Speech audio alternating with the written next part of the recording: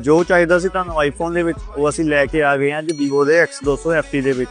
ਉਸ ਤੋਂ ਘੱਟ ਪ੍ਰਾਈਸ ਤੇ ਉਸ ਤੋਂ ਵੱਧ ਫੀਚਰਸ ਦੇ ਨਾਲ, ਜਿਹਦੇ ਵਿੱਚ ਤੁਹਾਨੂੰ IP68 ਐਂਡ 69 ਦੀ ਰੇਟਿੰਗ ਮਿਲੇਗੀ, ਜਿਹੜੇ ਕਿ ਫੁੱਲੀ ਵਾਟਰ ਰੈਜ਼ਿਸਟੈਂਟ ਹੈ। ਜਿਹਦੇ ਵਿੱਚ ਤੁਹਾਨੂੰ 6.31 ਇੰਚਜ਼ ਦੇ ਨਾਲ ਹਾਈਟ ਮਾਸਟਰ ਕਲਰ ਡਿਸਪਲੇ ਵੀ ਮਿਲਦੀ ਹੈ। 6500 mAh ਦੀ बैटरी ਦੇ ਨਾਲ ਇਹਦੇ ਵਿੱਚ ਤੁਹਾਨੂੰ 90 वाट ਦਾ फ्लैश चार्जर भी मिलेगा। ये फोन ले सकते हो आप 3055 पर मंथ EMI के साथ with 1 year extended warranty plus 10% cashback. और अट्रैक्टिव ऑफर जानने के लिए